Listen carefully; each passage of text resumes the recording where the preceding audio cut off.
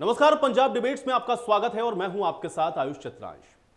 Punjab debates में आज हम फिर बात करेंगे किसान आंदोलन की, क्योंकि नए कृषि कानून के खिलाफ किसान संगठन के जारी विरोध के बीच अब बारी ट्रैक्टर परेड की है। मंगलवार को गणतंत्र दिवस के मौके पर किसान संगठन की ओर से दिल्ली में ट्रैक्टर परेड निकाली जाएगी और ट्रैक्टर परेड को लेकर के दिल्ली पुलिस और किसान संगठन के बीच कई दौर की बातचीत हो चुकी है और ट्रैक्टर परेड को हरी झंडी भी मिली है। लेकिन बड़ा सवाल देश के सामने यह बरकरार है कि ट्रैक्टर परेड के बाद आगे क्या होगा, कैसे किसान संगठन और केंद्र सरकार के बीच यह जारी गतिरोध खत्म होगा और नए कृषि कानून को लेकर किसान और केंद्र के बीच समाधान कैसे और कब निकलेगा। क्या किसानों का इस्तेमाल सिर्फ सियासत के लिए हो रहा है? पंजाब डिबेट्स में आज इन्हीं सारे मुद्दों पर करेंगे चर्चा।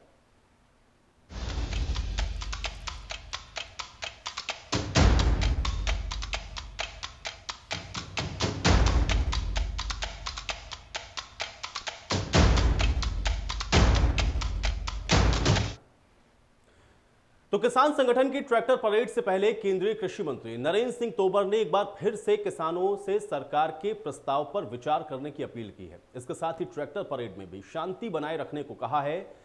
तोमर ने यह भी कहा है कि जल्द समाधान की वो उम्मीद करते हैं, लेकिन सवाल यह है कि ना तो सरकार पीछे हटने को तैयार है और ना ही किसान। ऐसे में समाधान का रास्ता आखिर निकलेगा तो कैसे?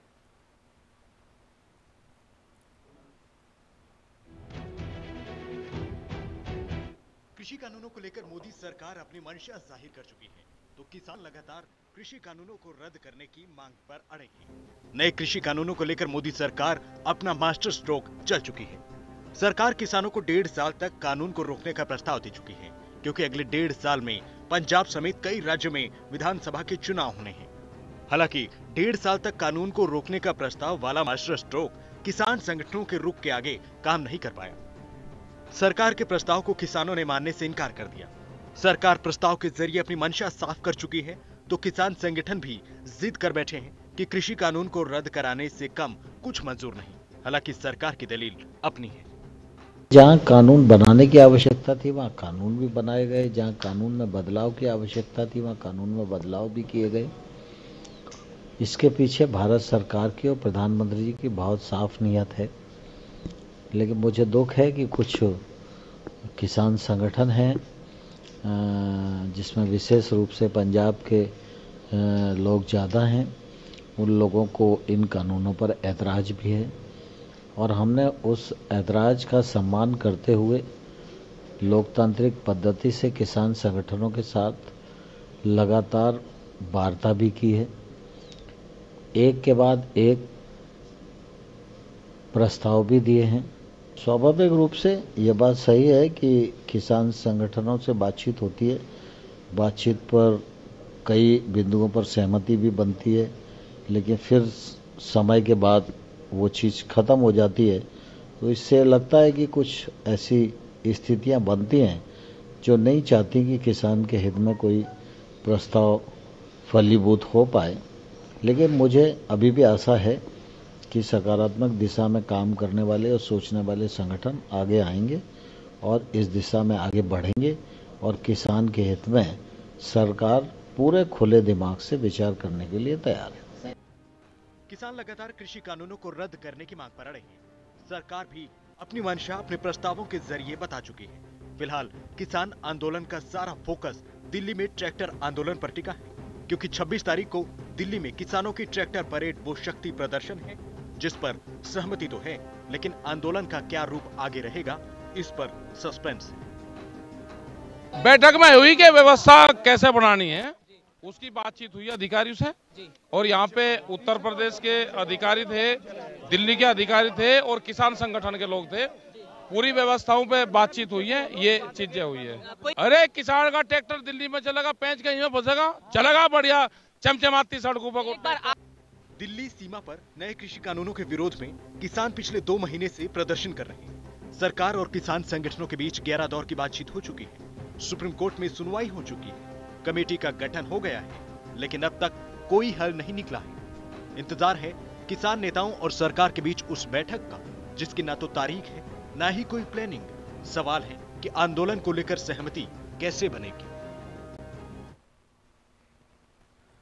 तो चलिए, इस रिपोर्ट के माध्यम से आप ये तो समझ गए होंगे कि पिछले 2 महीने से किसान आंदोलन कहां से शुरू होकर कहां तक पहुंचा है, लेकिन सवाल अभी भी वही बरकरार है कि आखिर इसका हल क्या है। आज की पंजाब डिबेट की शुरुआत करें उससे पहले आज के अहम सवाल, उस पर भी एक नजर डालते हैं। आज की पंजाब डिबेट का पहला सवाल यह है कि नए कृषि कानून के विरोध में किसान आंदोलन आखिर कब तक चलता रहेगा। ये एक बड़ा सवाल है जो कि देश के सामने 2 महीने से बरकरार है। क्या केंद्र और किसान संगठन के बीच में फिर से बैठक होनी चाहिए? यह भी बेहद महत्वपूर्ण है, क्योंकि 11वें दौर की वार्ता के बाद अगली तारीख अब तक तय नहीं है।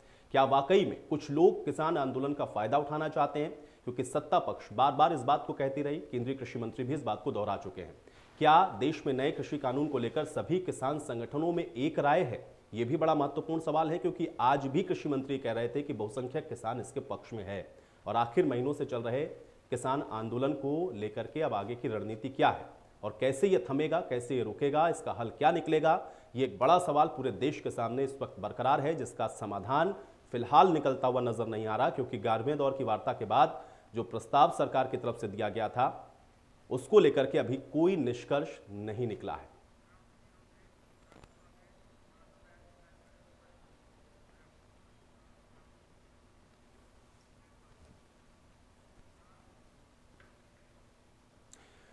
और आज की पंजाब डिबेट की शुरुआत करें उससे पहले आपको सीधे ग्राउंड जीरो ले चलेंगे, जहां पर हमारे सहयोगी दया हमारे साथ जुड़ रहे हैं, उनसे बातचीत करेंगे। राजपुरा में वो मौजूद हैं।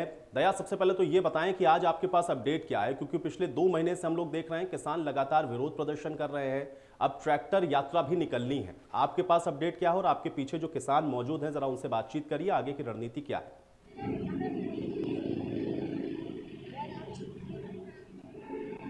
जी आयुष, इस समय ਅਸੀਂ ਰਾਜਪੁਰਾ ਦੇ ਨੈਸ਼ਨਲ ਹਾਈਵੇ ਦੇ ਨੇੜੇ ਖੜੇ ਹਾਂ, ਕਿਉਂਕਿ ਲਗਾਤਾਰ ਜਿਹੜਾ 26 ਤਰੀਕ ਪਰੇਡ ਰੱਖੀ ਹੈ ਦਿੱਲੀ ਵਿੱਚ, ਉਸ ਵਿੱਚ ਲਗਾਤਾਰ ਇੱਥੋਂ ਟਰੈਕਟਰ ਟਰਾਲੀਆਂ ਜਿਹੜੀਆਂ ਦਿੱਲੀ ਵੱਲ ਕੂਚ ਕਰ ਰਹੀਆਂ ਨੇ ਔਰ ਜਿਹੜੇ ਕੇਸਰੀ ਝੰਡੇ ਟਰੈਕਟਰ ਟਰਾਲੀਆਂ ਉੱਪਰ ਲੱਗੇ ਨੇ, ਦੇਸ਼ ਦਾ ਝੰਡਾ ਲੱਗਿਆ ਹੋਇਆ, ਕਿਸਾਨ ਅੰਦੋਲਨ ਦਾ ਝੰਡਾ ਲੱਗਿਆ ਹੋਇਆ। ਉਸੇ ਤਰ੍ਹਾਂ ਉਹਨਾਂ ਦਾ ਕਹਿਣਾ ਹੈ ਕਿ ਅਸੀਂ ਦਿੱਲੀ ਪਰੇਡ ਵਿੱਚ ਵੱਧ ਤੋਂ ਵੱਧ ਗਿਣਤੀ ਵਿੱਚ ਕਿਸਾਨ ਸ਼ਾਮਲ ਹੋਵਾਂਗੇ। ਉਸੇ ਸੰਬੰਧੀ ਆਪਾਂ ਗੱਲਬਾਤ ਕਰਦੇ ਹਾਂ। ਕਿਸਾਨ ਆਗੂ ਨੇ ਮੌਜੂਦ ਸਾਡੇ ਨਾਲ, ਕੀ ਕਹਿਣਾ ਚਾਹੁੰਦੇ ਹੋ? ਕਿਉਂਕਿ 26 ਦੀ ਪਰੇਡ ਰੱਖੀ ਹੈ, ਲਗਾਤਾਰ ਜਿਹੜੇ ਟਰੈਕਟਰ ਟਰਾਲੀਆਂ ਇੱਥੋਂ ਉੱਥੇ ਦਿੱਲੀ ਜਾ ਰਹੀਆਂ ਨੇ। भाई 26 ਦੀ ਕੋਈ ਪਰੇਡ ਹਰ ਹਾਲਤ 'ਚ ਹੋਣੀ ਹੈ। ਕਿਸਾਨ ਨੇ ਪਹਿਲੇ ਦਿਨ ਤੋਂ ਹੀ ਜਦੋਂ ਮਤਲਬ ਕਿ ਪਰੇਡ ਰੱਖੀ ਸੀ, ਅਸੀਂ ਮੰਗ ਰੱਖੀ ਸੀ ਕਿ 26 ਦੀ ਜਿਹੜੀ ਪਰੇਡ ਆ ਉਹ ਹੋਣੀ ਹੈ। ਤੇ ਚਲੋ ਹੁਣ ਤਾਂ ਪੁਲਿਸ ਨੇ ਵੀ ਸਾਨੂੰ ਰਾਹ ਦੇਤਾ, ਪਹਿਲਾਂ ਤਾਂ ਚਲੋ ਕਰਦੇ ਸੀਗੇ ਪੁਲਿਸ ਵੀ ਅਡਵਾਈਆਂ ਜੀ, ਤੇ ਹੁਣ ਤੁਸੀਂ ਆਪਾਂ ਦੇਖ ਹੀ ਰਹੇ ਆ ਇੱਥੋਂ ਦੀ ਹੁਣ ਦੇ ਆਪਣੇ ਸਾਹਮਣੇ ਦੀ ਗਿਣਤੀ ਦੇ ਵਿੱਚ ਆਪਾਂ ਲੱਖਾਂ ਦੇ ਆਪਾਂ ਕਹਿ ਸਕਦੇ ਵੀ ਟਰੈਕਟਰ ਉੱਥੇ ਪਹੁੰਚ ਚੁੱਕਿਆ। ਕਿਸ ਤਰ੍ਹਾਂ ਲੱਗਦਾ ਹੈ ਕਿ ਜੇ ਕੱਲ 26 ਦੀ ਪਰੇਡ ਹੁੰਦੀ ਹੈ ਉਸ ਤੋਂ ਬਾਅਦ ਕੁਝ ਮਸਲੇ ਦਾ ਹੱਲ ਨਿਕਲ ਸਕਦਾ? ਬਾਈ ਹੱਲ ਤਾਂ ਹੋਣਾ ਚਾਹੀਦਾ। ਦੇਖੋ 2 ਮਹੀਨਾ ਤੋਂ ਸਾਡਾ ਕਿਸਾਨ, ਠੰਡ ਹੈ ਬਈ, ਕਿੰਨੀ ਠੰਡ ਹੈ, ਠੰਡ ਦੇ ਵਿੱਚ ਬੈਠਿਆ ਨਾ, ਹੱਲ ਤਾਂ ਹੋਣਾ ਚਾਹੀਦਾ ਆ। ਇਹ ਸਰਕਾਰ ਨੂੰ ਦੇਖ ਲੈਣਾ ਚਾਹੀਦਾ। ਇਹਦਾ ਪਰੇਡ ਦੇ ਸਾਡੇ 2 ਕਾਰਨ ਸੀਗੇ। 2 ਕਾਰਨ ਇਹ ਸੀਗੇ ਵੀ ਇੱਕ ਤਾਂ ਉਹ ਕਹਿੰਦੇ ਸੀਗੇ ਵੀ ਹਨਾ ਕੁਛ ਗਿਣਤੀ ਦੇ ਕਿਸਾਨ ਨੇ ਇਹ, ਉਹਦਾ ਹੁਣ ਉਹਨਾਂ ਨੂੰ ਪਤਾ ਲੱਗ ਜੂਗਾ ਜਦੋਂ ਕਰੋੜਾਂ ਦੀ ਗਿਣਤੀ 'ਚ ਉਹਨਾਂ ਨੂੰ ਕਿਸਾਨ ਦਿੱਲੀ ਦੀ ਸੜਕਾਂ ਤੇ ਦਿਖੂਗਾ।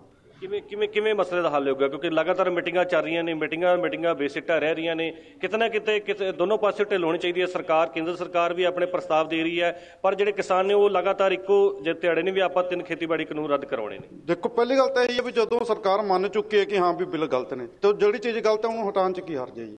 ਕਿੰਨੇ ਕਾਨੂੰਨ ਨੇ ਜਿਹੜੇ ਸਰਕਾਰ ਨੇ ਰੱਦ ਕਰਤੇ, ਕਿੰਨੇ ਕਾਨੂੰਨ ਨੇ ਜਿਹੜੇ ਸਰਕਾਰ ਨੇ ਕੈਂਸਲ ਕਰਤੇ, ਤਾਂ ਇਹ ਕਾਨੂੰਨ ਕਿਉਂ ਨਹੀਂ ਕੈਂਸਲ ਕਰ ਸਕਦੇ? ਇਹਨੂੰ ਤਾਂ ਅਸੀਂ ਐਕਸੈਪਟ ਹੀ ਨਹੀਂ ਕੀਤਾ। ਜਿਹੜੀ ਚੀਜ਼ ਨੂੰ ਅਸੀਂ ਐਕਸੈਪਟ ਹੀ ਨਹੀਂ ਕੀਤਾ ਹੈਗਾ ਉਹਨੂੰ ਤਾਂ ਕੈਂਸਲ ਕਰਨਾ ਕੋਈ ਵੱਡੀ ਗੱਲ ਨਹੀਂ ਹੈਗੀ ਨਾ। ਤੁਸੀਂ ਕਿੱਦਾਂ ਦੇਖਦੇ ਹੋ ਜੀ, ਜਿੱਦਾਂ ਲਗਾਤਾਰ ਰੋਸ ਪ੍ਰਦਰਸ਼ਨ ਚੱਲ ਰਿਹਾ, ਕਿਸ ਤਰ੍ਹਾਂ ਹੱਲ ਨਿਕਲੇਗਾ? ਕਿਤੇ ਸਿਆਸਤ ਨਹੀਂ ਹੋ ਰਹੀ ਹੈ ਕਿਸਾਨ ਦੋਨਾਂ ਦੇ ਵਿੱਚ? ਵਾਹਿਗੁਰੂ ਜੀ ਕਾ ਖਾਲਸਾ, ਵਾਹਿਗੁਰੂ ਜੀ ਕੀ ਫਤਿਹ। ਬੇਨਤੀ ਹੈ ਕਿ 3 ਮਹੀਨੇ ਪੰਜਾਬ, 2 ਮਹੀਨੇ ਦਿੱਲੀ, 5 ਮਹੀਨੇ ਸਾਡੇ ਕਿਸਾਨੀ ਅੰਦੋਲਨ ਨੂੰ ਹੋ ਗਏ ਹਨ ਤੇ ਹਜੇ ਤੱਕ ਗਵਰਨਮੈਂਟ ਨੂੰ ਇਹ ਪਤਾ ਨਹੀਂ ਲੱਗਿਆ ਵੀ ਸ਼ਾਂਤਮਈ ਕੀ ਹੁੰਦਾ ਤੇ ਝਗੜਾ ਕੀ ਹੁੰਦਾ।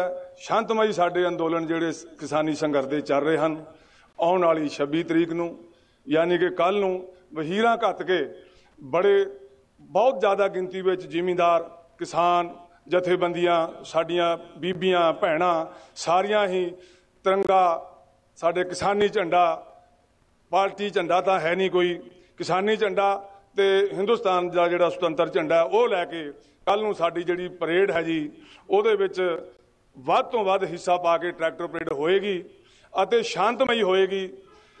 ਇਸ ਵਿੱਚ ਕੋਈ ਦੂਜੀ ਰਾਏ ਨਹੀਂ ਹੈ।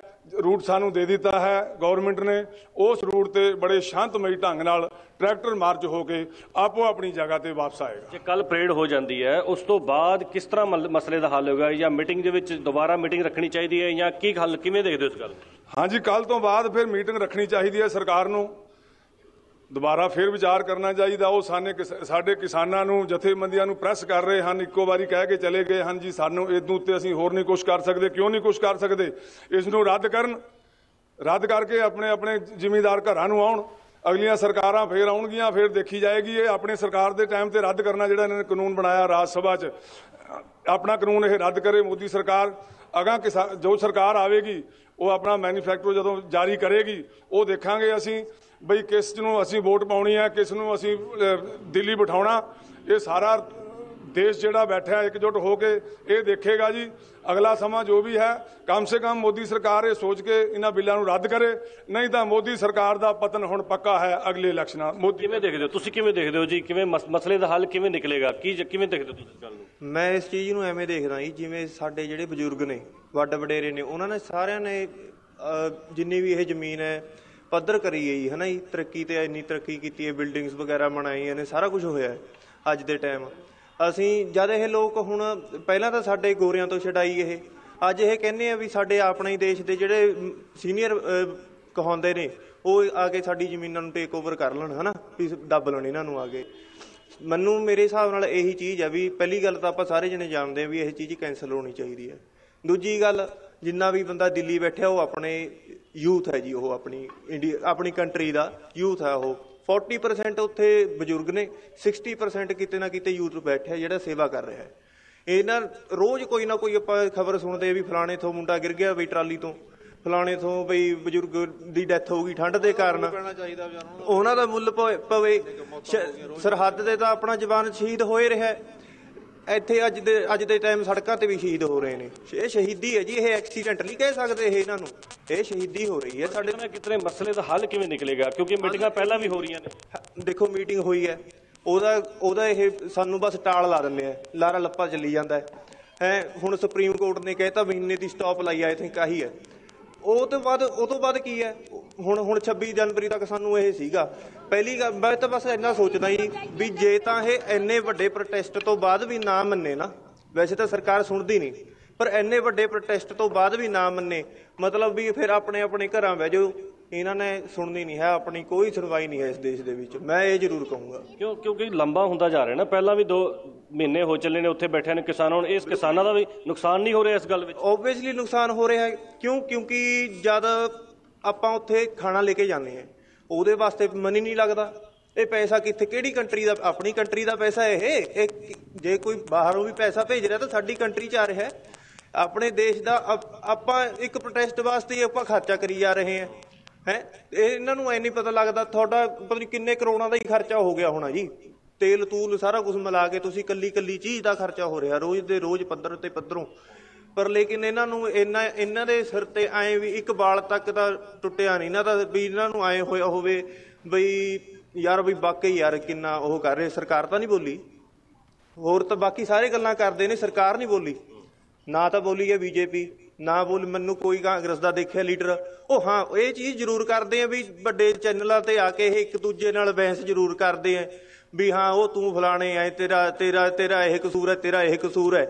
ਪਰ ਉਹ ਫਲਾਣੇ ਨੂੰ ਉਹ ਐ ਨਹੀਂ ਕਹਿੰਦੇ ਹੈਗੇ ਵੀ ਅਸੀਂ ਜਾ ਕੇ ਸਾਰੇ ਜਣੇ ਜਾ ਕੇ ਸੁਣ ਕੇ ਤਾਂ ਆਈਏ ਵੀ ਉਹਨਾਂ ਕਹਿ ਕੇ ਰਹੇ ਆ। ਇਕੱਲੇ ਨੋਰਮਲ ਇਨਸਾਨ ਦੀ ਗੱਲ ਕਰੀਏ ਨਾ ਜੀ, ਉਹ ਅੱਜ ਦੇ ਟਾਈਮ ਮਤਲਬ ਆਪਾਂ ਸਾਰੇ ਜਿਹੜੇ ਜਾਣਦੇ ਵੀ ਆਪਣਾ ਰੋਟੀ ਬਿਨਾਂ ਗੁਜ਼ਾਰਾ ਨਹੀਂ।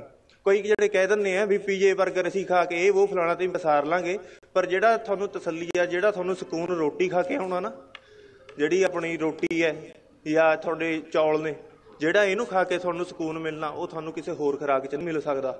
ਤਾਂ ਆਪਣੇ ਦੇਸ਼ ਦੇ ਅੰਨਦਾਤੇ ਨੂੰ, ਅਨਾਜ ਦੇ ਦਾਤੇ ਨੂੰ ਇੱਜ਼ਤ ਦਿਆ ਕਰੋ ਤੇ ਦੇਖੋ ਉੱਥੇ ਜਾ ਕੇ ਆਪ ਵੀ ਸਪੋਰਟ ਕਰੋ ਤੇ ਆਪਣਾ ਵੱਧ ਤੋਂ ਵੱਧ ਸੋਸ਼ਲ ਮੀਡੀਆ ਤੇ ਇਹਨੂੰ ਪ੍ਰਚਾਰ ਕਰੋ, ਬਾਹਰਲੀਆਂ ਕੰਟਰੀਆਂ ਦੇਖਣ ਯਾਰ। ਕੱਲ ਪਰੇਡ ਹੈ, ਕਿਵੇਂ ਲੱਗਦਾ ਹੈ ਕਿ ਕੱਲ ਸ਼ਾਇਦ ਉਸ ਤੋਂ ਬਾਅਦ ਸਰਕਾਰ ਦੇ ਵਿੱਚ ਆਪਸੀ ਤਾਲਮੇਲ ਬਣ ਸਕਦਾ? ਦੇਖੋ ਜੀ, ਜੇ ਤਾਂ ਤਾਲਮੇਲ ਬਣਾਉਣ ਦੀ ਗੱਲ ਹੋਵੇ, ਜੇ ਤਾਲਮੇਲ ਉੱਥੇ ਬਣਦਾ ਹੈ ਜਿੱਥੇ ਸੋਚ ਇੱਕ ਹੋਵੇ। ਜੇ ਸਰਕਾਰ ਸਾਡੀ ਸੋਚ ਦੇ ਬਰਾਬਰ ਸੋਚ ਨਹੀਂ ਕਰੂਗੀ ਤਾਂ ਤਾਲਮੇਲ ਨਹੀਂ ਬਣੂਗਾ। ਕਿਉਂਕਿ ਸਾਡੇ ਵਾਲੇ ਤਾਂ ਬੈਠੇ ਨੇ ਨਾ ਵੀ ਸਾਡੀਆਂ ਤਾਂ ਇਹ ਮੰਗਾਂ ਨੇ ਤੇ ਸਿੰਪਲ ਜਿਹੀਆਂ ਗੱਲਾਂ ਕਰੀਏ ਨਹੀਂ ਇਹਨਾਂ ਨੇ ਵੀ ਸਾਨੂੰ ਇਹ ਕਾਨੂੰਨ ਨਹੀਂ ਚਾਹੀਦੇ ਕਾਲੇ। 11 ਵਾਰੀ ਤਾਲਮੇਲ ਪਹਿਲਾਂ ਹੋ ਚੁੱਕਿਆ। ਹਾਂਜੀ 11 ਵਾਰੀ ਤਾਲਮੇਲ ਹੋ ਲਿਆ ਜੀ, ਹੁਣ ਵੱਡੇ ਬਜ਼ੁਰਗ ਦੱਸਦੇ ਨੇ। ਤੁਸੀਂ ਕਿਵੇਂ ਦੇਖਦੇ ਹੋ ਜੇ 11 ਵਾਰ ਪਹਿਲਾਂ ਤਾਲਮੇਲ ਹੋ ਚੁੱਕਾ ਹੈ, ਜੇ ਦੁਬਾਰਾ ਫਿਰ ਬੈਠਕ ਵਿੱਚ ਮਸਲਾ ਹੱਲ ਹੋ ਜਾਏਗਾ ਇਹਦਾ? ਦੇਖੋ ਜੀ, ਸਾਡੇ ਕਿਸਾਨ ਜਥੇਬੰਦੀਆਂ ਦਾ ਤਾਂ 5 ਮਹੀਨਿਆਂ ਤੋਂ ਇੱਕੋ ਹੀ ਮਸਲਾ ਰੱਖਿਆ ਉਹਨਾਂ ਨੇ ਕਿ ਅਸੀਂ ਰੱਦ ਹੀ ਕਰਾਉਣੇ ਹਨ ਕਾਨੂੰਨ। ਅਗਰ ਸਾਡੇ ਕਿਸਾਨ ਬੰਦੀਆਂ ਜਥੇਬੰਦੀਆਂ ਸਾਡੇ ਕਿਸਾਨ ਸਾਰੇ ਇਹ ਚਾਹੁੰਦੇ ਆ ਬਈ ਇਸ ਕਾਨੂੰਨਾਂ ਦੇ ਵਿੱਚ ਸਾਨੂੰ ਆਉਣ ਵਾਲੇ ਸਮੇਂ 'ਚ ਭਾਰੀ ਨੁਕਸਾਨ ਹੈ ਜਾਂ ਸਾਨੂੰ ਕੋਈ ਖਦਸ਼ਾ ਹੈ ਬਈ ਅਸੀਂ ਬਹੁਤ ਜ਼ਿਆਦਾ ਵੱਡੇ ਭਾਰੀ ਨੁਕਸਾਨ ਵਿੱਚ ਜਾ ਸਕਦੇ ਹਾਂ, ਤਾਂ ਗਵਰਨਮੈਂਟ ਨੂੰ ਇਹਨੂੰ ਰੱਦ ਕਰਨ ਵਿੱਚ ਕੀ ਦਿੱਕਤ ਹੈ। ਜਿੱਥੋਂ ਤੱਕ ਪਿੱਛੋਂ ਚੱਲਦਾ ਆ ਰਿਹਾ ਉਸ ਤਰ੍ਹਾਂ ਸਿਸਟਮ ਨੂੰ ਚੱਲਣ ਦੇਣ, ਹੋਰ ਵਧੇਰੇ ਸਿਸਟਮ ਨੂੰ ਵਧੀਆ ਕਰਕੇ ਚਲਾਉਣ ਤਾਂ ਕਿ ਸਾਡੇ ਹਿੰਦੁਸਤਾਨ ਦੀ ਵੀ ਪ੍ਰਸ਼ੰਸਾ ਹੋਵੇ। ਕੇਂਦਰ ਸਰਕਾਰ ਤਾਂ ਇਹ ਕਹਿੰਦੀ ਵੀ ਖੇਤੀ ਜਿਹੜੇ ਕਾਨੂੰਨ ਨੇ ਕਿਸਾਨਾਂ ਦੇ ਹੱਕ ਵਿੱਚ ਨੇ। ਹੱਕ ਵਿੱਚ ਤਾਂ ਕਹਿ ਰਹੀ ਹੈ, ਲੇਕਿਨ ਉਹ ਮੰਨਦੇ ਵੀ ਪਏ ਨੇ ਵੀ ਸਾਡੇ ਤੋਂ ਜਿਹੜਾ ਅਸੀਂ ਇਹ ਪਾਸ ਕੀਤਾ ਇਹਦੇ ਵਿੱਚ ਕਮੀਆਂ ਨੇ। ਹੁਣ ਉਹ ਕਮੀਆਂ ਕੱਢਦੇ ਨੇ, ਕਮੀਆਂ ਤੋਂ ਬਾਅਦ ਜਿਹੜਾ ਹੋਰ ਖਦਸ਼ੇ ਜਿਹੜੇ ਅਗਲੇ ਆਉਣ ਵਾਲੇ ਸਮੇਂ 'ਚ ਹੋਣੇ ਆ, ਸਾਡੇ ਹੁਣ ਸਬਜ਼ੀਆਂ ਦੇਖ ਲਓ ਜਾਂ ਹੋਰ ਦੇਖ ਲਓ, ਜਦੋਂ ਸੜਕਾਂ ਤੇ ਰੋੜੀਆਂ ਗਿਰਦੀਆਂ ਨੇ ਤੇ ਉਦੋਂ ਤਾਂ ਇਹਨਾਂ ਨੇ ਕਿਸੇ ने कुछ नहीं कहा। ਹੁਣ ਇਹ ਕਾਨੂੰਨ ਬਣਾ ਕੇ ਤਾਂ ਸਾਨੂੰ ਕੀ बिल्कुल दया, आप हमारे साथ बने रहे। मैं दोबारा आपके पास वापस लौटूंगा। किसानों की इन बातों को हम लोग लगातार सुनेंगे और पंजाब डिबेट में आज हम इस पर भी चर्चा करेंगे, क्योंकि यही अपने आप में सबसे बड़ा सवाल देश के सामने बरकरार है कि आखिर इसका समाधान निकलेगा कैसे। हालांकि कल ट्रैक्टर मार्च होना है, उसको लेकर के भी दिल्ली पुलिस के साथ सहमति बन चुकी है। एक बार ग्राफिक के माध्यम से आपको चलिए दिखाते हैं कि दरअसल ये ट्रैफिक का पूरा रूट कैसा है, कैसे और कहां पर किसान अपना ट्रैक्टर मार्च निकालेंगे। एक बार ग्राफिक के जरिए इसको देखिए और इसको समझिए कि कहां कहां ये परमिशन मिली है। पहला रूट समझिए, सिंगू बॉर्डर से केएमपी एक्सप्रेसवे तक मार्च, ये पहला रूट है ट्रैक्टर परेड का और यहां पर किसान अपने ट्रैक्टर के साथ मार्च करेंगे। इसमें संजय गांधी ट्रांसपोर्ट नगर होते हुए कंझावला तक ये जो रूट है वो दिया गया है एक्सेस के लिए। यहां पर ये रूट मार्च इनका रहेगा और कंझावला से बवाना होते हुए चंडी बॉर्डर तक किसान ट्रैक्टर परेड करते हुए जाएंगे। फिर चंडी बॉर्डर को पार करके केएमपी बॉर्डर तक भी किसान ट्रैक्टर के माध्यम से कल आपको परेड करते हुए दिखेंगे और केएमपी बॉर्डर से किसान वापस फिर से सिंगू बॉर्डर तक लौटेंगे। इसके अलावा किसानों का ये मार्च तकरीबन 63 किलोमीटर का होगा। दूसरा रूट समझ लीजिए आप, जो कि टीकरी बॉर्डर से वेस्टर्न पेरिफेरल एक्सप्रेसवे तक होगा और ये दूसरा रूट है। यहां पर भी किसानों को ये एक्सेस दिया गया है, जिसमें टीकरी बॉर्डर से नांगलोई होते हुए नजफगढ़ का जो रूट है वो दिया गया है और नजफगढ़ से जाड़ौदा होते हुए वेस्टर्न पेरिफेरल एक्सप्रेसवे तक किसानों का ये जो रूट है वो जाएगा। फिर वेस्टर्न पेरिफेरल एक्सप्रेसवे से वापस ये टीकरी बॉर्डर तक लौटेंगे। ये दूसरा रूट है जो कि तय हो चुका है और इसको लेकर के सहमति किसानों की तरफ से दी गई है। किसानों का ये मार्च भी 63 किलोमीटर का होगा और आप समझ सकते हैं कि इसको लेकर के भी जो तैयारियां हैं वो अपने अंतिम दौर में है। ढांसा बॉर्डर पर बैठे किसान भी आपको बता दें कि इसी परेड में शामिल होंगे। अब तीसरा रूट समझिए, जो कि गाजीपुर बॉर्डर से करनाल जीटी एक्सप्रेसवे तक रहेगा और यहां पर गाजीपुर बॉर्डर में तीसरे रूट पर किसान अपना ट्रैक्टर परेड करेंगे। गाजीपुर बॉर्डर से अप्सरा बॉर्डर तक किसानों को जाने की परमिशन दिल्ली पुलिस की तरफ से दी गई है। अप्सरा बॉर्डर से हापुड़ रोड होते हुए केजीटी एक्सप्रेसवे तक तीसरे रूट में गाजीपुर बॉर्डर पर बैठे हुए किसानों को ये एक्सेस दिया गया है। यह रूट उनके लिए है। केजीटी एक्सप्रेसवे से वापस गाजीपुर बॉर्डर तक ये किसान वापस करेंगे और किसानों का ये मार्च आपको बता दें कि 46 किलोमीटर का होगा। इसमें बिलासपुर चौक तक और शाहजहांपुर बॉर्डर के जो किसान हैं उनकी परेड इस चौथे रूट पर होगी और इसको लेकर के भी जो परमिशन है वो मिल चुकी है। मानेसर से पहले ही यू टर्न लेकर के शाहजहांपुर बॉर्डर पर तो दोबारा वापसी करनी होगी। मानेसर में एनएसजी कैंप में जो सुरक्षा के कारण उस वजह से उनको यहां से यू टर्न लेना पड़ेगा। लाखों की संख्या में आपको बता दें कि ट्रैक्टर पहुंचने का अनुमान है। लगातार आप देख रहे हैं, तमाम तस्वीरें भी हमने आपको इससे पहले दिखाई। ट्रैक्टर भारी संख्या में पहुंच रहे हैं। बॉर्डर्स पर किसानों की तरफ से बाकायदा एक हेल्पलाइन नंबर भी जारी किया गया है ताकि किसी तरह की कोई अव्यवस्था ना हो। 7428384330 इस पर संपर्क करके जानकारी ली जा सकती है। किसानों की तैयारी है। 3000 से ज़्यादा वॉलंटियर्स की तैनाती होगी जो कि इसको असिस्ट करेंगे, मदद के लिए हर जगह उपलब्ध रहेंगे। हर जैकेट में किसान संगठन के वॉलंटियर्स तैनात रहेंगे। ये भी व्यवस्था किसानों की तरफ से की गई है और सभी ट्रैक्टर में 24 घंटे का राशन भी रहेगा। दिल्ली पुलिस को ट्रैक्टर परेड में हालांकि गड़बड़ी की आशंका है। कल भी दिल्ली पुलिस की प्रेस कॉन्फ्रेंस की तरफ से आपने सुना था, बताया गया था कि पाकिस्तान की तरफ से साजिश रचने का पुलिस को शक है, क्योंकि तमाम ट्विटर हैंडल जो है वो एक्टिव हुए हैं और उसको लेकर के भी पुलिस अब इस पर निगरानी रख रही है। तो चलिए आज की पंजाब डिबेट की भी अब शुरुआत करते हैं। दो मेहमान मेरे साथ जुड़ रहे हैं, उनका परिचय मैं आपके साथ करवा देता हूं। नील गर्ग जी हमारे साथ जुड़े हुए हैं, नेता हैं आम आदमी पार्टी के। नील गर्ग जी, बहुत स्वागत है आपका पंजाब डिबेट में। राजेंद्र दीपा जी हमारे साथ जुड़े हुए हैं, नेता हैं शिरोमणि अकाली दल के। राजेंद्र दीपा जी, आपका भी इस चर्चा में बहुत स्वागत है। राजेंद्र दीपा जी, आपसे मैं शुरुआत करूंगा।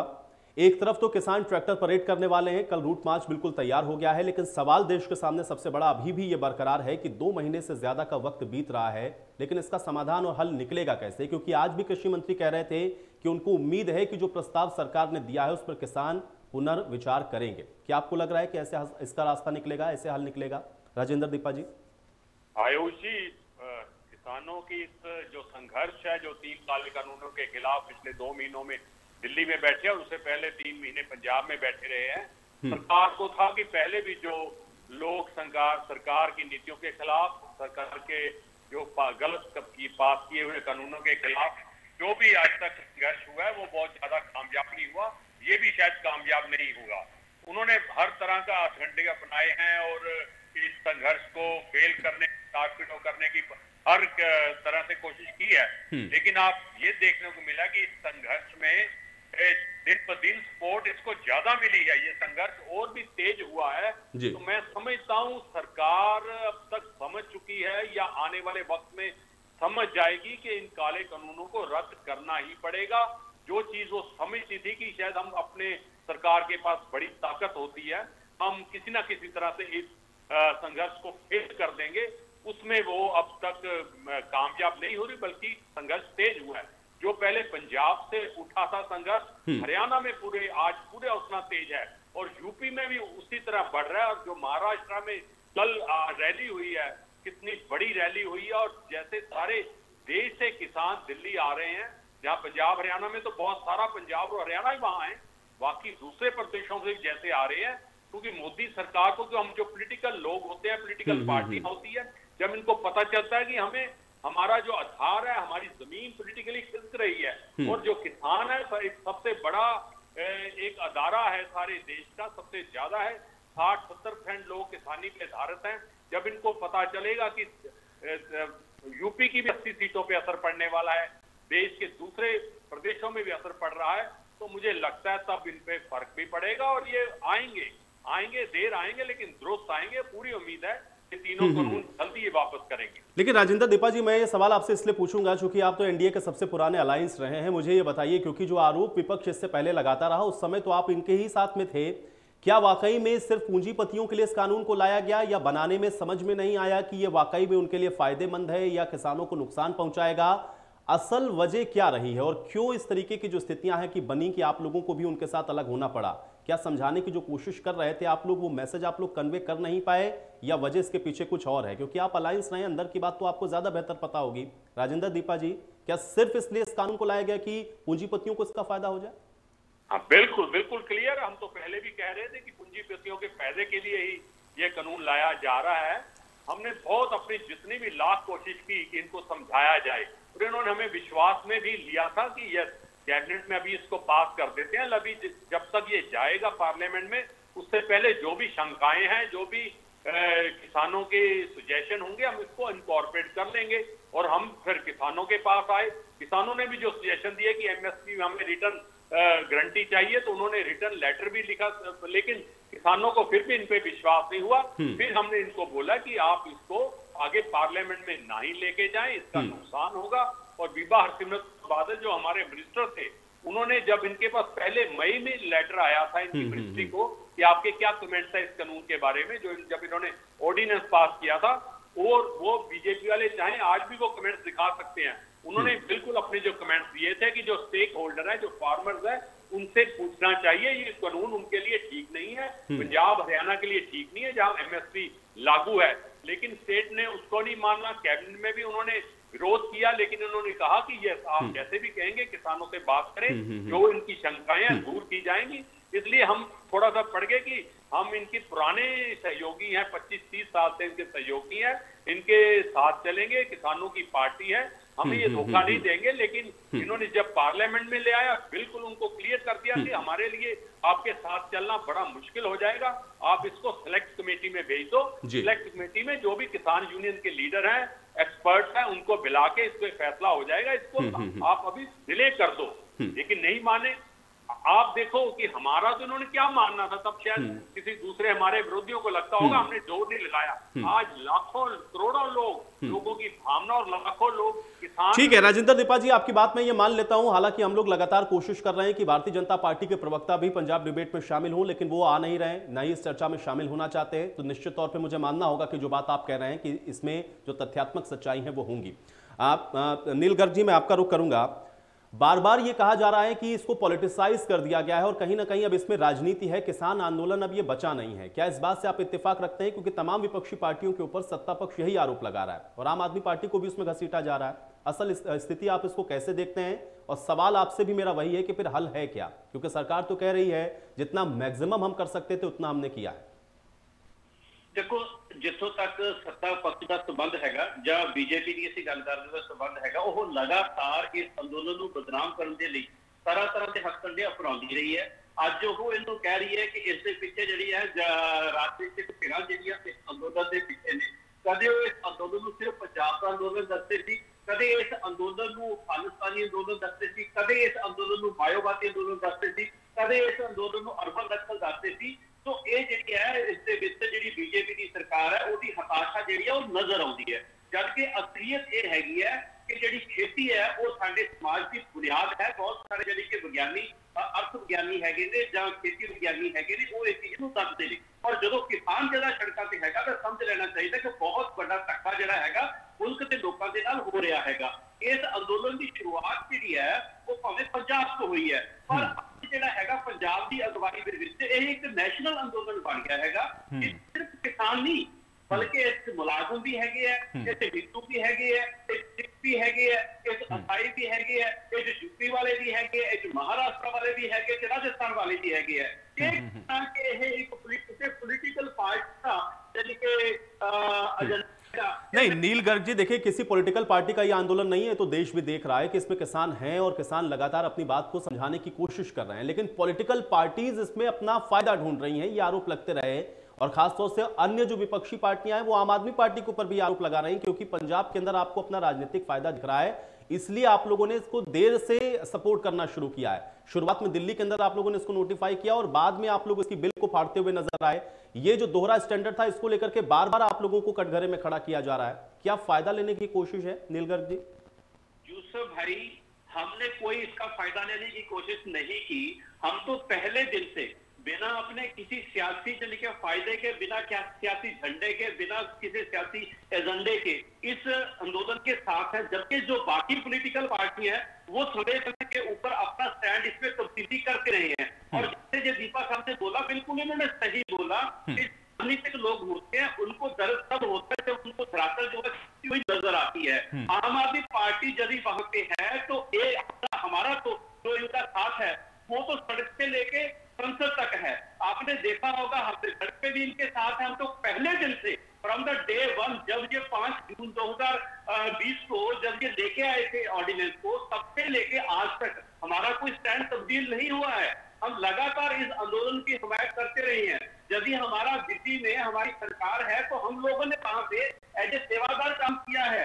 लेकिन इसको ये बातें इसलिए हजम नहीं होती हैं कि जब ये आंदोलन दिल्ली में पहुंचा, 26 नवंबर की बात करते हैं, तो सरकार ने हमारी सरकार से वहां पे जो 9 स्टेडियम है वो मांगे, उनको जो है 28 जेल बनाने के लिए हम लोगों ने पिछली उस पर रिफ्यूज कर दिया। ये तब से ये कांग्रेस को या बीजेपी को ये चीजें हासिल होती नहीं है और इसलिए वो बार बार ऐसी प्रोपेगेंडा करते हैं। हमने तो आप देखिए मोदी साहब का आज तक उसके बाद संसद में तो कभी आए नहीं है। एक ही प्रोग्राम हुआ था जब वाजपेयी साहब का जन्मदिन था जिस तरीके से हमारे एमपी भगवंत मान और संजय भाई ने का विरोध किया, उनको वो प्रोग्राम छोड़ के भागना पड़ा, ठीक है ना। और आप देखो जब आपने खुद बोला कि हमने वहां दिल भी पाड़े, आज भी हमारे जो बहुत सारे के लाखों वर्कर है। हालांकि मैं नहीं कहता कि सिर्फ एक ही पार्टी के वहां पे वर्कर बैठे हुए हैं, वो पंजाब का हिंदुस्तान का बाशिंदा है, वो किसी ना किसी पार्टी के साथ तो एफिलेटेड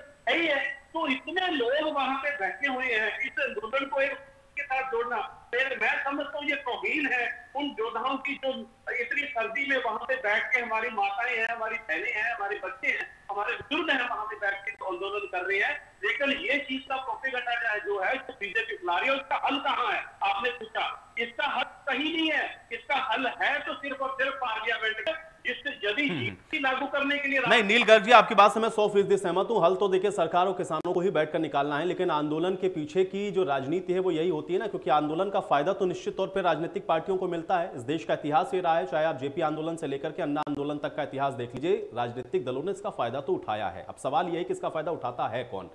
राजेंद्र दीपा जी, यही सवाल मेरा आपसे भी है, क्यों कौन इस पर राजनीति कर रहा है और कौन इसको पॉलिटिसाइज करने की कोशिश कर रहा है? क्या इसका फायदा उठाने की कोशिश राजनीतिक दलों की तरफ से हो रही है? और इसलिए हम लोग देख रहे हैं कि जो किसान नेता हैं, कल भी कांग्रेस के एक सांसद पहुंचे थे जिनको वहां से उन्होंने हटा दिया, भगा दिया।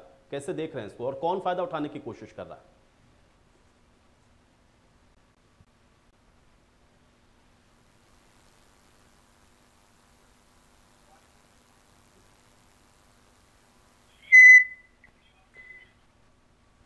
चलिए राजेंद्र दीपा जी, मैं माफी चाह रहा हूं क्योंकि आपकी आवाज मुझ तक नहीं पहुंच रही है, कुछ टेक्निकल इशू है। मैं दोबारा से आपके पास वापस आऊंगा। नील गर्ग जी, मैं आपका ही पास आ जाता हूं। नील गर्ग जी, फिर फायदा उठाने की कोशिश कौन कर रहा है? क्योंकि कल भी कांग्रेस के पार्टी के एक सांसद पहुंचते हैं इस आंदोलन में और वहां पर उनके साथ किसान उनको वहां से भगा देते हैं, उनको वहां से हटा देते हैं। वो कहते हैं कि हमको नहीं चाहिए यहाँ पे कोई भी पॉलिटिकल पार्टी का कोई भी नुमाइंदा। कौन राजनीति करने की इस पर कोशिश कर रहा है? देखो, अब लोग जो है वो सब कुछ समझते हैं। लोगों को अब पता चल गया है कि यदि ये काले कानून है जो खेती के, यदि ये बीजेपी लेके आई है तो इसमें किस किस का हाथ रहा है ये लोग समझते हैं। और आप देखिए, किसान तो लगातार इस चीज की अपील करते रहे हैं कि यदि ये आंदोलन यहाँ तक पहुंचा है वो इसलिए पहुंचा कि शांतमय आंदोलन है, तभी इसको सभी का समर्थन मिल रहा है।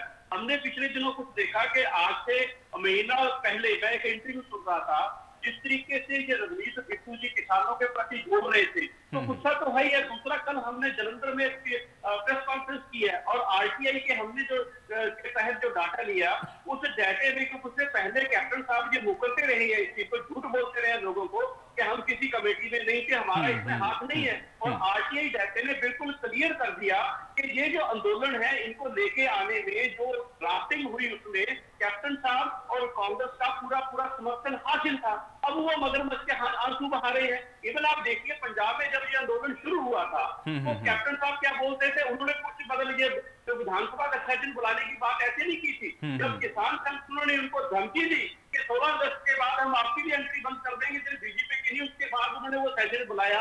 लगातार ये जो कैप्टन साहब है इस आंदोलन को कमजोर करने की कोशिश कर रहे हैं। और कल जिस तरीके से उनका विरोध हुआ रजनीश बिट्टू का, ठीक है ना, ये होना चाहिए था, क्योंकि जो है आंदोलन ठीक होता है। पर यदि ये हुआ भी है तो आम किसानों ने जो किया है तो उसके पीछे ये खुद इनके अपने आप जिम्मेदार हैं, जिस तरीके से राजनीति करते हैं। और वो राजनीति चलने वाली नहीं है, जो सच है वो सच है। तो कितने बार बंदी बोलो उसको आप सच नहीं बना सकते। राजेंद्र दीपा जी, अगर आप मुझे सुन पा रहे हो तो मेरा भी सवाल आपसे अभी भी वही है, कौन कर रहा है राजनीति इस किसान आंदोलन को लेकर के?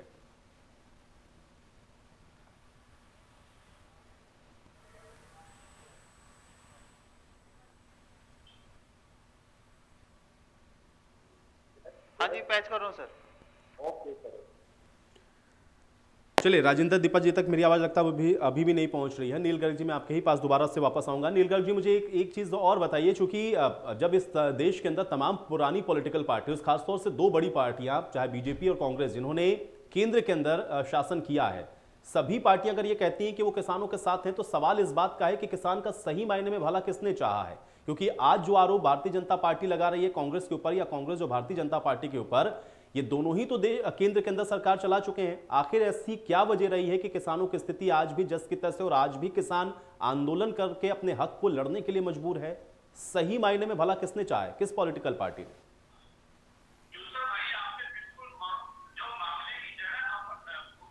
पिछले 70 साल में इन लोगों का राज रहा है। हर पार्टी जो है किसानों के ऊपर अपनी राजनीति कर रही है, कभी कुछ कह के कभी कुछ कह के। लेकिन किसान के हालात तो दिन प्रतिदिन जो मतलब आप देख ही रहे कहां तक पहुंच गए हैं। आज हजारों किसान जो है पूरे मुल्क में, पिछले आप एक दहाके से देख लीजिए किस तरीके से वो किसान खुदकशी कर रहा है, कैसे उसकी आर्थिक हालत पतली हो रही है। आप एक चीज देखिए कि बीजेपी जिसको ये बोलती है कि हम किसान सम्मान निधि के तहत जो इनको 2000 रुपया 4 महीनों का देते हैं, यानी कि 500 रुपया उनके खाते में डालते हैं, ये खुद अपने आप में नहीं बताता कि किसान की हालत कैसी है। यही बीजेपी 2014 से पहले इनके ओपी धनखड़, जो कि इनके ऑल इंडिया किसान संघ के जो प्रेसिडेंट थे, वो पूरे मुल्क में घूमे। उन्होंने बार बार बोला कि हम तो स्वामीनाथन की रिपोर्ट है वो लागू करेंगे, लेकिन जैसी सरकार आती है तो वो सुप्रीम कोर्ट में एफिडेविट दे देते हैं कि ऐसा कुछ हो ही नहीं सकता। आप पंजाब की बात करेंगे, पंजाब इलेक्शन से पहले क्या कहते थे, बहुत ही हजारों वीडियो पड़ी है, हजारों कार्यक्रम उन्होंने बोला है, तो क्या कहते थे कि जैसे ही मेरी सरकार बन जाएगी कुर्की भी बंद हो जाएगी और किसान की खुदकुशी भी बंद हो जाएगी, क्योंकि कर्जा चाहे वो आपने कमर्शियल बैंक से लिया है या कॉर्पोरेट बैंक से लिया या किसी आरपी का, सब वो हम माफ कर देंगे। आज उसके क्या हालात है, जो 1 लाख करोड़ रुपए का कर्जा था उसमें से 4500 करोड़ रुपए का कर्जा माफ किया, और हर रोज 2-3 तो है वो सुसाइड जो पंजाब में हो रहे हैं और लगातार हो रहे हैं। तो ये कहने का मतलब है, जब वोटें लेनी होती है तो बड़े बड़े ये वायदे करते हैं, लेकिन उसके बाद किसान को लगातार प्रताड़ित ये भी लोग करते हैं। कभी उनकी जमीनें खोदने की बातें करते हैं, कभी उनको अलग अलग तरीके से दबाने की कोशिश करते हैं। लेकिन ये पहली बार हुआ है कि यदि कल को ये जो गणतंत्र दिवस के ऊपर परेड हो रही है, मैं समझता हूँ या तो पहले जब हमारा पहला गणतंत्र हुआ था तब ट्रैक्टर चले थे, या कल को चलेगा, कल का जो ऐतिहासिक प्रोग्राम होगा पूरी दुनिया देखेगी। एक तरफ हमारा जवान होगा राजपथ के ऊपर, दूसरी तरफ लाखों की तादाद में किसान होगा, और नेचुरली है जब किसान जाग पड़ा है, मैंने पहले भी बोला था हमारे समाज की बुनियाद है वो। लेकिन नील गर्ग जी, एक सवाल मैं और जरूर आपसे पूछूंगा, क्योंकि पार्टी के नुमाइंदे आपके आम आदमी पार्टी की तरफ से यहाँ पे बैठे हुए हैं। भाई विजन तो किसी को देना होगा ना, कोई तो ये बताएगा कि किसान की आय दोगुनी कैसे हो जाएगी, किसान की स्थिति कैसे बेहतर हो जाएगी। ये कानून अगर खराब है तो इससे बेहतर और क्या हो सकता है। खराब है, गलत है, ये तो सब बता रहे हैं, लेकिन बेहतर क्या हो सकता है, बेहतर विकल्प क्या हो सकता है, ये कोई बताने को तैयार नहीं है। क्या होना चाहिए और क्या खराबी है इसके अंदर? ये जो एमएसपी है उसको आप लीगल कानूनी हक दीजिए। आज के डेट में भी आप देखिए 23 चीजों के ऊपर जो है, 23 आइटमों के ऊपर फसलों का एमएसपी है, लेकिन वो बिकता कहाँ है? एमएसपी कहने से एमएसपी थोड़ा ना लागू हो जाता है, ये डिमांड हम ही तो उठा रहे हैं। आज उसका किसान क्या मांग रहा है? ये तीनों चीजों को आप रद्द कीजिए और जो एमएसपी है उसको लीगलाइज कीजिए। यदि एमएसपी लीगल हो जाती है तो किसान को नेचुरली है उसके आते हालत सुधरेगी। अदरवाइज उसके बिना यदि आप कॉर्पोरेट की पक्षपात करोगे और कॉर्पोरेट की दलाली करोगे, तो दो कॉर्पोरेट की दलाली करोगे, क्योंकि एक मिशन है, दूसरी तरफ कमीशन है। जो किसान है अपनी कौम की लड़ाई लड़ रहा है एक मिशन बना के, और जो मोदी की सरकार है वो एक मिशन की सरकार है। उसने अबानियों और डांटे से इस तरीके का फंड लेके आज वो बोलते हैं बीजेपी सबसे जो है अमीर पार्टी है। कहां से अमीर पार्टी होगी? ये कॉर्पोरेट से फंड दिया ना, तो कॉर्पोरेट की दलाली बंद करते, किसानों की एमएसपी लागू करते, ये तीनों कानून रद्द करते, तो किसानों की आर्थिक हालत बिल्कुल सुधर जाएगी।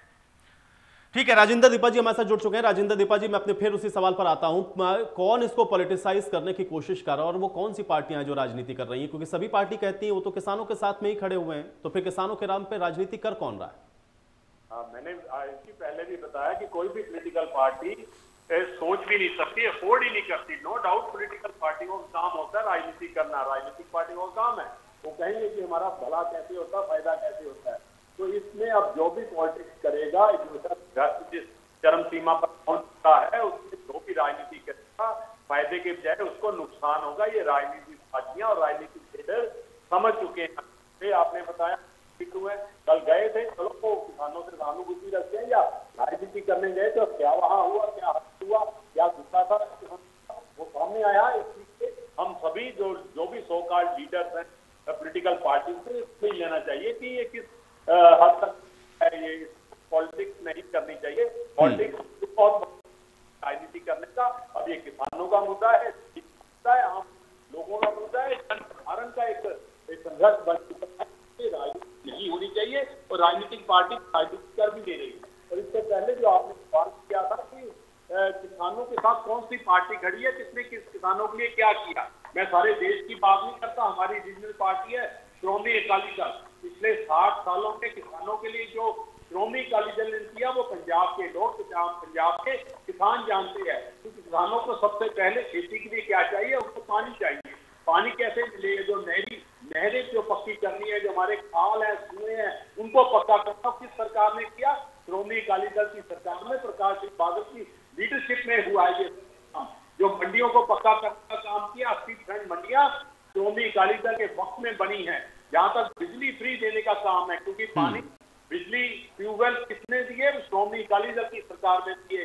6000 करोड़ रुपया हर साल क्या सब्सिडी के रूप में किसानों को श्रोमणी अकाली दल ने शुरू किया था 1990, जिसको दाग कर रहे हैं कैप्टन अमरिंदर सिंह और मनप्रीत सिंह बादल को खत्म किया जाए, लेकिन वो नहीं कर सकते क्योंकि श्रोमणी अकाली दल ने शुरू किया है। जो हमारा ट्रैक्टर है जिसको गड्ढा लाना, ये इसमें कोई हमें ना आप चाहिए ना इसका लाइसेंस चाहिए, ये तो किसानों का गड्ढा है, ये हमारा वैसा व्हीकल नहीं है। इसको किसने किया? श्रोमणी अकाली दल ने।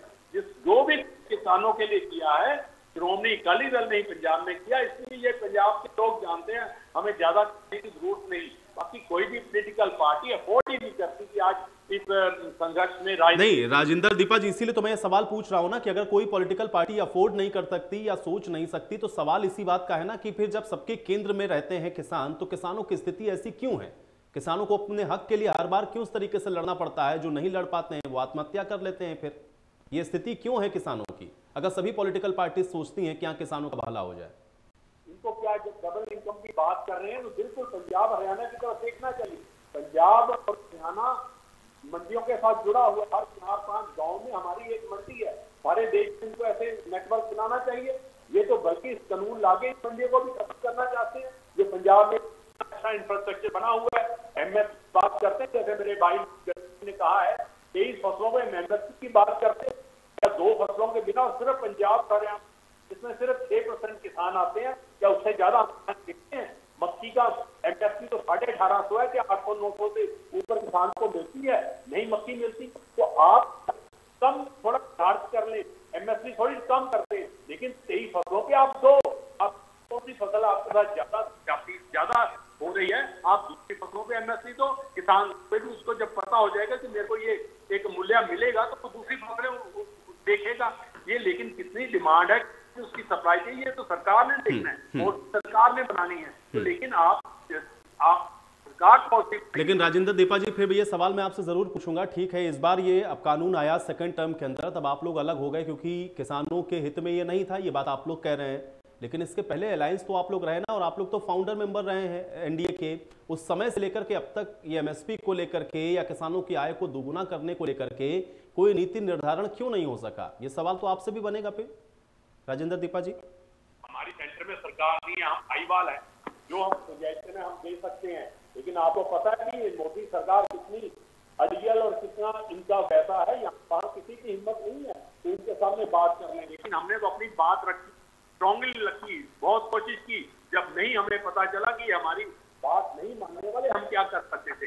हमने ये नहीं कैप्टन अमरिंदर सिंह की तरह के कि इस्तीफा मेरी जेब में पड़ा है, हमने बिजली वाला वो नहीं बोला और हमने इस्तीफा दिया बाहर। ये 30 साल पुराना जो रिश्ता था वो भी खत्म किया और आगे भी कहा कि इनके साथ कभी रिश्ता नहीं रखेंगे। बाकी रही पंजाब के किसान की, जितनी देर श्रोमणी अकाली दल की सरकार रही है तो किसान ऐसी बात नहीं प्रफुल्लित रहा है। ठीक है, हमारी भी कहीं और भी पॉलिसी बनाने की जरूरत है, उसको हम बनाएंगे। लेकिन सेंट्रल सरकार जो चला है, ढंग से चली है, ये बेखुदा विश्वास हो चुका है कि कॉर्पोरेट के लिए ये कानून बना रही है, आम किसानों के लिए बनानी रही, क्योंकि किसानों के खिलाफ है जो स्टेक होल्डर है उनकी कोई राय नहीं लेगी। और कोरोना में लाए गए और उसको एक ऑर्डिनेंस के रूप में लाया गया है। इनको ये बात मान लेनी चाहिए कि जन सुधार अब नहीं चाहते, इनके कानून वापस लेने और अपने काम से अब इसका मसला कैसे हल होगा? बड़ा सिंपल है, सारी दुनिया जानती है। देखो 26 जनवरी को संविधान लागू हुआ, लेकिन ये तीनों कानून पारित करके रातों रात और कोरोना काल में पारित करके इन्होंने संविधान का गला घोटा है। यही किसान कल प्रेसों पे जाकर दुनिया को दिखाएंगे। जिस संविधान में ये कहा था कि एग्रीकल्चर मार्केट के स्टेट सब्जेक्ट है, जिन्होंने सेंटर ने इसका दुरुपयोग किया है, इसको कौन कौन लेके ट्रेड में लेके ये कानून पारित की है। यही दिखाने वाली बात है। आज मोदी सरकार को इसके हक को छोड़ के ये स्टेट को दे देना चाहिए कि स्टेट सब्जेक्ट है, स्टेट इस पे देखे। पंजाब में नहीं लागू होंगे, आप हरियाणा में कर लो, आपकी मध्य प्रदेश में सरकार है, आपकी गुजरात में सरकार है, आप कहीं वहां करो। 2 सालों में पंजाब के लोगों को पता चल जाएगा कि वहां की किसानों की राजेंद्र दीपा जी, ये तो तब हो सकता है ना जब किसान संगठनों की तरफ से बात कही गई, लेकिन किसान तो ये कह रहे हैं कि आप वापस लीजिए, उससे कम पर तो कुछ मंजूर ही नहीं है ना। इसीलिए तो सवाल बरकरार है कि जब उससे कम पर मंजूर नहीं, सरकार ये कहे कि हम इससे मैक्सिमम कुछ दे नहीं सकते हैं, तो देश ये पूछेगा ना कि आखिर इसका हल है क्या। नील गर्ग जी, ये सवाल मैं आपसे जरूर पूछूंगा, क्योंकि अभी आप कह रहे थे कि देखिए जो बड़ी पॉलिटिकल पार्टीज हैं ये सब किसानों के नाम पर पॉलिटिक्स करती रही, लेकिन सही मायने में सोचा नहीं गया किसानों के बारे में। राजेंद्र दीपा जी तो कह रहे हैं कि पंजाब का जो संपन्न किसान है उसके पीछे तो अकाली दल का ही हाथ है। जो तमाम उनको सुविधाएं दी गई, जो तमाम स्कीम्स बनाई गई, वो किसानों की ही फेवर में थी। तो फिर ये स्थिति क्यों है किसानों की? जोसेफ भाई, मैं थोड़ा इसका डिटेल में आंसर देना चाहूंगा। वैसे तो जो क्वेश्चन है हमेशा सरकार से पूछे जाते हैं, हुक्मरानों से पूछे जाते हैं, लेकिन बदकिस्मत से आपके इस पैनल पे अभी ना तो कांग्रेस का कोई नुमाइंदा है, ना ही यहाँ पे बीजेपी का नुमाइंदा है। क्वेश्चन तो नेचुरली जिनकी सरकार से उससे पूछे जाते हैं। एक तो उससे पहले, लेकिन मैं एक और बात कहनी चाहूंगा कि एक नया नैरेटिव सेट करने की कोशिश की जा रही है। क्या वो बीजेपी की तरफ से की जा रही है, और अनकॉन्शियसली हम तो, हमारे भी कुछ लोग जो है राजनीतिक, दूसरी राजनीतिक पार्टियों में, उसमें वो ट्रैक हो रही है। और वो नैरेटिव क्या है कि ये कानून है जो पंजाब और हरियाणा में लागू ना हो। आज जो इतना बड़ा आंदोलन खड़ा हुआ है, ये पूरे हिंदुस्तान का आंदोलन है। सिर्फ हरियाणा और पंजाब में ही क्यों, पूरे हिंदुस्तान में लागू नहीं होनी चाहिए, पहली बात। और दूसरा, जिसका बढ़िया मंडीकरण का सिस्टम पंजाब का है, ठीक है ना, वही मंडीकरण सिस्टम पूरे हिंदुस्तान में लागू होना चाहिए, ठीक है ना। तभी तो पूरे देश का किसान है जो खुशहाल होगा। मेरा इस समय ऐसा राजनीतिक क्वेश्चन पूछने का मन है नहीं, क्योंकि बीजेपी से पूछा जाता या कांग्रेस से पूछा जाता। लेकिन मेरी दीपा जी से एक बड़ा सिंपल सा सवाल है। इन्होंने तो किसानों के लिए बहुत सा काम किया है, इतने साल हो गए इनको किसानों के लिए काम करते हुए। फिर इनके राज में हर रोज 3-3, 4-4 जो किसान है, खुदकशी का दौर जब भी पंजाब में शुरू हुआ किसान का, तो अकाली बीजेपी की सरकार के वक्त ही शुरू हुआ। यदि इनके वक्त कहते रहते हुए किसान इतना खुशहाल था, तो फिर वो खुदकशियां शुरू करता था, नंबर 1। नंबर 2, ये चीज कह रहे हैं कि हम किसानों की पार्टी हैं, हमारे लिए किसी के साथ गठबंधन उतना इंपॉर्टेंट नहीं है जितना कि किसान इंपॉर्टेंट है। 2014 से पहले, जैसे मैंने आपको पहले भी बोला, तो धनखड़ जी ने, जिनके वही पार्टी जिनके ये अलायंस थे, पूरे हिंदुस्तान में बोला कि हम तो स्वामीनाथन की रिपोर्ट लागू करेंगे, और उस पार्टी ने, बीजेपी ने स्वामीनाथन की रिपोर्ट लागू नहीं की। और पंजाब का बच्चा इनको तब बोलता रहा कि स्वामीनाथन की रिपोर्ट जब लागू नहीं हो रही है तो आप सेंटर में बैठे हुए क्या करते हैं। लेकिन इन्होंने बिल्कुल क्यों तक नहीं की, और 5 साल उनके साथ राज किया। उसके बाद नई सरकार बनी, फिर 1 साल इनके साथ रहा। और आज जिनका ये कह रहे हैं कि दीपा हरसिमरत कौर बादल ने इस्तीफा देकर बहुत बड़ी कुर्बानी कर दी। और साथ में दीपा जी की एक बात से मैं सहमत हूं कि जो राजनीतिक दल होते हैं, जब उनकी राजनीतिक गंभीर स्थिति है, तब वो बोलते हैं। आप देख सकते हैं ऐसी दर्जनों वीडियो हैं जहां पे सुखबीर बादल जी, इवन प्रकाश सिंह बादल जी और दीपा हरसिमरत कौर बादल, वो इन बिलों की, इन ऑर्डिनेंस की ट्रीट करते हुए नजर आते थे। लेकिन जब किसानों का आंदोलन इनके दरवाजे के ऊपर पहुंच गया बादल गांव में और राज शुरू हो गया, तो मजबूरी में इन्होंने इस्तीफा बहाने जो है दिया। वो मजबूरी में दिया हुआ इस्तीफा है, किसानों के प्रेशर के ऊपर किया हुआ इस्तीफा है। इन्होंने खुशी से इस्तीफा वो नहीं दिया। मेरा कहने का मतलब है, ये राजनीति बंद करके, हाँ, ये मौका नहीं है मैं बहस करूं। ठीक है, चलिए नील गर्ग जी, अब आपकी इसी बात के साथ चर्चा मुझे यही समाप्त करनी होगी। हालांकि कौन राजनीति कर रहा है और कौन नहीं, ये भविष्य के गर्त में है, लेकिन सवाल बड़ा देश के सामने अभी भी ये बरकरार है कि आखिर इस आंदोलन का हल निकलेगा कैसे। आज पंजाब डिबेट में मेरे साथ फिलहाल इतना ही।